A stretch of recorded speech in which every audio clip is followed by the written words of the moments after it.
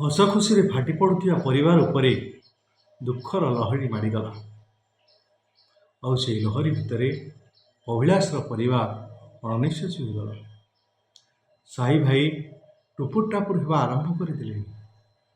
ବୋଉଟା କି ଯୋଗରେ ଆସିଲା କେଜାଣି, ଆସୁ ଆସୁ ବଡ଼ଜାର ଜୀବନଟା ଚାଲିଗଲା। ହଠାତ୍ ବୋଝ ଉପରେ ଲଳିତା ବିଡ଼ା ପରି ଭାଉଜା ଯିବାର 9ଟା ଦିନ ଯାଇନି।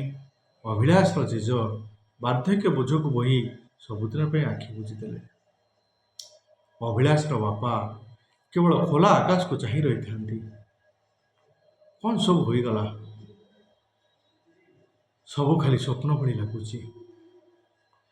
ଏହା ଏମିତି ଏକ ଦୁଃସ୍ୱପ୍ନ ଯାହା ଯନ୍ତ୍ରଣାର ପାହାଡ଼ ଭଳି ନଦୀ ହୋଇଯାଉଛି ଅଭିଳାଷର ବାପା ଉପରେ। ଘରର ମୁଖିଆ ହୋଇ ସମସ୍ତଙ୍କ ଦୁଃଖ ଏବଂ କ୍ରାନ୍ଦନ ଭରା ମୁହଁକୁ ଲକ୍ଷ୍ୟ କରି ଚାଲିଛନ୍ତି ସେ। ଘରେ ରୋଷେଇବାସ ବନ୍ଦ ହୋଇଯାଇଛି। ଅଭିଳାଷର ବୋଉ ମୁହଁ ଲୁଚାଇ କାନ୍ଦୁଛି।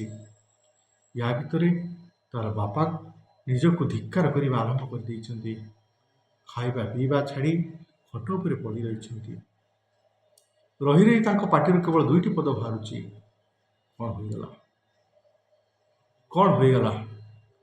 କି ଯୋଗରେ ମୁଁ ମୋ ପୁଅକୁ ବାହାଘର କରି ବୋଉଟାକୁ ଆଣିଲି ଯେ ସମୟ ଏମିତି ଯାଉ ସାଜିଲା, ତା ମୁହଁରେ ମୁଁ ହସ ଟିକିଏ ଦେଖିପାରିଲିନି। ଏହିସବୁ ଚିନ୍ତାରେ ସମ୍ପୂର୍ଣ୍ଣ ଖାଇବା ଛାଡ଼ିଦେଲେ ସେ। ନିର୍ଜୀବ ବସ୍ତୁ ପରି ଗୋଟିଏ ଜାଗାରେ ପଡ଼ି ରହିଲେ ସେ। ଖାଇବା ନାହିଁ, ପିଇବା ନାହିଁ, କଥା ନାହିଁ, ବାର୍ତ୍ତା ନାହିଁ। ସବୁକିଛି ଯେମିତି ବଦଳିଗଲା। ଆଉ ଏହାରି ଭିତରେ ବଦଳିଗଲା ଅଭିଳାଷର ପରିବାର। ହଠାତ୍ ବାପାଙ୍କର ହାର୍ଟ ଆଟାକ୍ ହେଲା। ଆଉ ସେ ସମସ୍ତଙ୍କୁ ଛାଡ଼ି ଆରପାରିକୁ ଚାଲିଗଲେ। ମନରେ ପ୍ରଶ୍ନ ଆସିଲା, ଆଉ ତାର ଉତ୍ତର ଖୋଜି ଚାଲିଲା ଅଭିଳାଷ। ଅପରାଜିତାକୁ ବିବାହ କରିବା କ'ଣ ମୋର ଭୁଲ? ଭଲ ପାଇ ବିବାହ କରିବା କ'ଣ ପାପ?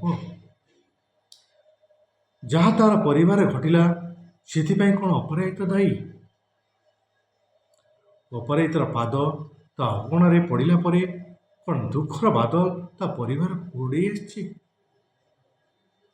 ଏପରି ଭାବନା ଭିତରେ ହଜିଗଲା ଅଭିଳାଷ।